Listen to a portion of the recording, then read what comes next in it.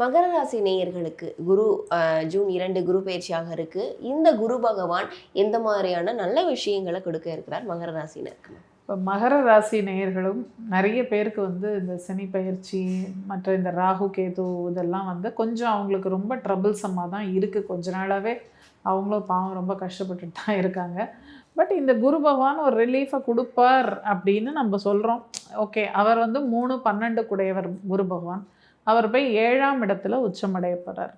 அப்போ 3-12 7ஆம் பாவம் அப்படின்னு வரும்போது வீட்டை விட்டு வெளியேறி எங்கேயான போய் வேறு இடத்துல வேலை செய்கிற மாதிரியோ இல்லை தொழில் ஆரம்பிக்கிற மாதிரியோ இது மாதிரியான ஒரு சந்தர்ப்பங்கள் வரலாம். இப்போ இருக்கிற இடத்த விட்டு இவங்க வெளியில் போகிற மாதிரி ஒரு சூழல் வரலாம்.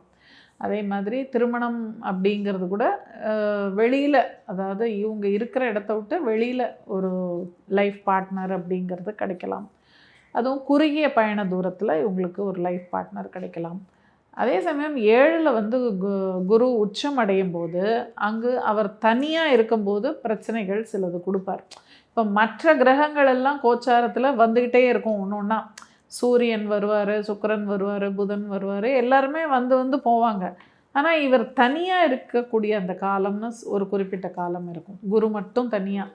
அப்படி இருக்கும்போது என்னாகும், திருமண உறவில் சில விரிசல்கள் இல்லைன்னா சில மனஸ்தாபங்கள் அதெல்லாம் வரலாம். ஸோ கொஞ்சம் கேர்ஃபுல்லாக அந்த உறவுன்னு வரும்போது அந்த இடத்துல நம்ம சரியாக அதை டீல் பண்ணணும். அனாவசியமாக வாக்குவாதம் பண்ணி ஆர்கியூ பண்ணி நீ பெருசா நான் பெருசா ஈகோலாம் பார்க்காம ஒருத்தருக்கு ஒருத்தர் விட்டு கொடுத்து அண்டர்ஸ்டாண்டிங்கில் போனாங்கன்னா இந்த ஒரு வருட காலம் கொஞ்சம் அவங்களுக்கு அந்த ட்ரிகரிங்லாம் இருக்கும். பட் அது ஒன்றும் பெருசாக திருமண முறிவுங்கிற மாதிரிலாம் போகாது.